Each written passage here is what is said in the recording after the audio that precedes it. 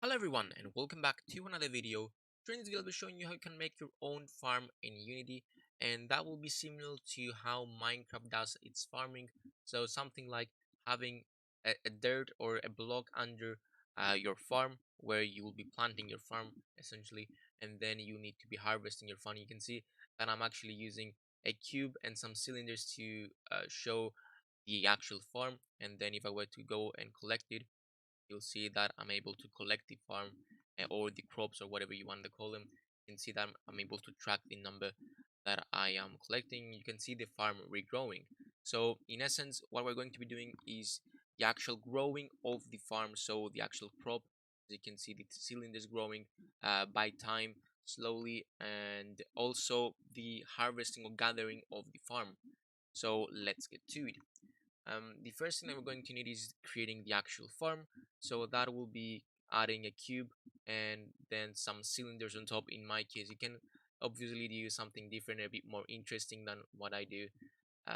So something like maybe an actual probe, maybe some model that will look like something that will look like in the farm.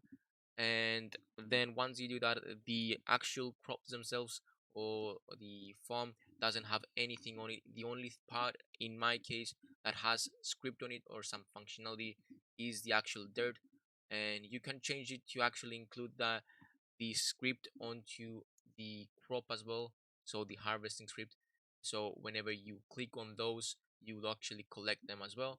But in my case, I chose to do it a bit more simplicity, and whenever you click on the farm or the dirt more accurately, you're going to be collecting all of the crop that was generated. So for the farm, we have a script that gathers all of the crop. As you can see, it has a public variable that you just select everything and drag them onto the farm or on the script. Sorry, so the farm script. Also, you need to create a tag. You tag it as farm. This only needs to be included for the dirt. If you want to follow my way, if you wanna include it on the crop as well, you need to add this as well. Maybe an additional tag that will be, let's say crop, and check for that as well. And so we need another script that will be on the player. So I called mine harvest farm. Okay, let's get to the scripts, and I think I'll be showing you. Let's go to the farm script first. We have a couple variables here. One is the public array that you saw on the inspector that holds all of the props on top of the dirt or the kind of place that you are going to be planting those crops. And whenever we want to kind of grow our farm, we're going to be enabling them one by one. We have a timer that we're going to be tracking in our update and incrementing in our update, and whenever it reaches the time per grow, so we're going to set the how often should the farm be growing. I put mine for 5 seconds. You can obviously change it to a bit longer, but for demonstration purposes I set it to 5. So whenever the timer reaches 5, it will generate another crop. And then we have the current growth level, so how many crops have been created as of now, and the max amount that we want to be creating. And I set the max growth into the start function to the length of the crop, so how many crops are in the array that we created, so how many of the crops you've put on the inspector, and we're going to be getting that and setting it as max. And in the update we have, um, first we're checking if the level that we are at right now, so how many crops have been generated right now, is it equal to the max. So if it's 5, which is my case, we're going to stop generating anymore, and we're not going to be carrying on with the script. We're going to be returning. If it's not, so let's say it's less than 5, we are going to be incrementing the timer by the time delta time. And we are also going to be checking if the timer is larger than the time per grow, and if it is, we're going to level up our farm and add an additional crop. So we're going to be in the function here, we're going to be setting the timer to 0, so it start kind of counting up to the time per grow again. Then we're going to be activating the current growth level prior to actually incrementing it, and this will actually make the crop visible, and then just incrementing it uh, afterwards, because the current growth is at 0 level. And if you saw, my farm starts from zero, so it has nothing. If you want to have, let's say, a starting point with a single crop, you can first do this instead, because we're counting from zero. Okay, so we also have the harvest farm. So whenever the player goes close to it and clicks on it, you are going to be harvesting it, and we're going to be going through and looping through all the active props and deactivating them through the for loop right here that you can see. And then we're going to be getting the value or the current level that we are at right now, because we want to be returning it back to the caller.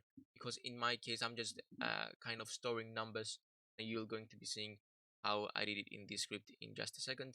So getting the current level, then resetting the level. So the reason that I did this is because I want to reset it prior to returning the caller. And if I were to reset it, I'm not going to be able to do that. Let's say if I did this, so through this, I'm going to be storing it, printing it, so I get an indication how many we have up to now, and then returning the value.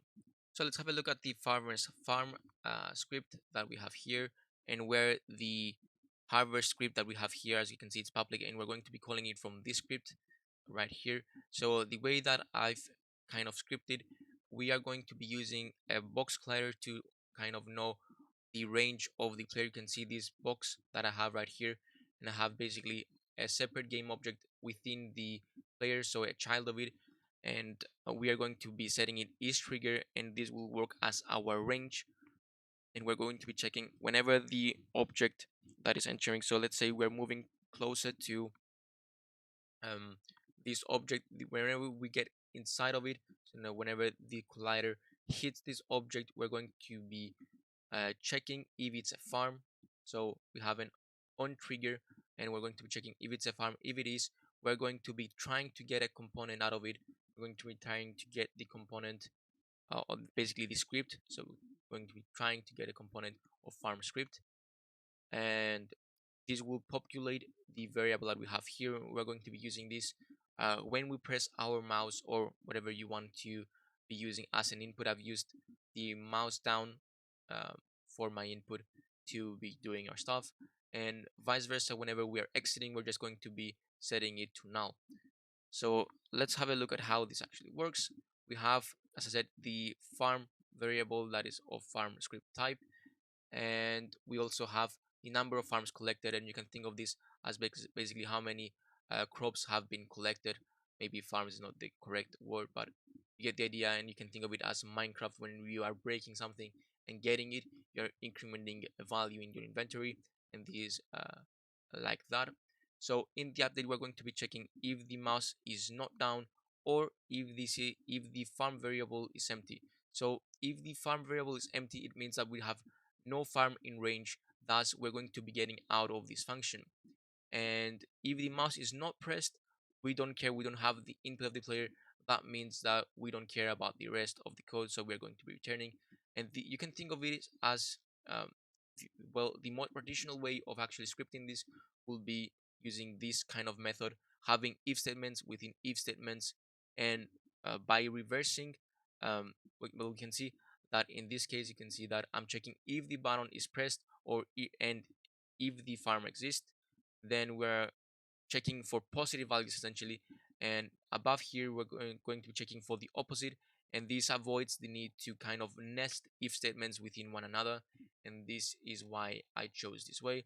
And I feel this is more tidy and looks better, in my opinion. If you prefer this way, you can copy it this way, and it works just fine. It works exactly the same way. So we're going to be using a raycast to actually check if we're looking at the farm. So when we are pressing the click, we're going to be basically shooting a line through its raycast. So wherever the player is looking right now, we are going to be checking if it's a farm, and if it is, we're going to be cropping it or getting the crops out of that farm. And you can read more about raycast in the documentation of Unity.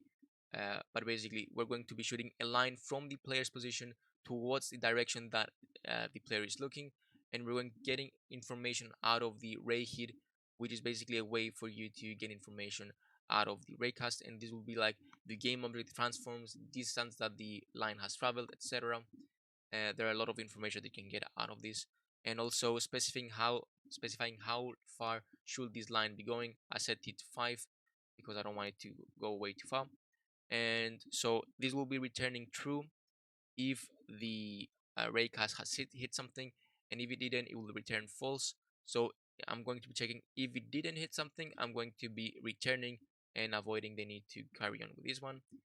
And then I have a function that I've created, and I'm going to be checking. Basically, if you have multiple functions in your game, you're more probably going to be struggling with this. So you're going to still need to adapt it a bit more and change it. But in essence, you're going to be checking if the farm that you have collected above, so this farm is the same that we have hit, with the player is targeting. So this farm that the raycast has hit may be different than this one. So we're going to be checking that through here. So this is all it does. It's getting the component again in a temporal variable, and then we're going to be comparing the two. And if it the if these are true, we're going to be returning true. If it's false, or the component that we hit or the object that we hit doesn't have a farm script at all, we're going to be again returning false.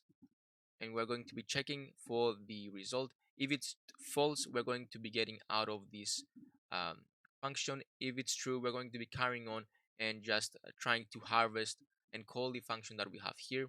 And we're going to be adding the value returned from here to our number of farms collected. So basically, this is all we are doing. Just to show you one last time how this looks, we're going to be running this. And okay, so we are looking at this farm. You can see that I've pressed my mouse and I collected nothing because the farm had nothing. But now that one has been added, I can crop it, and you can see crop collected one, and now our player has one, basically one of these in their inventory. You can see that too, and it will carry on generating infinitely.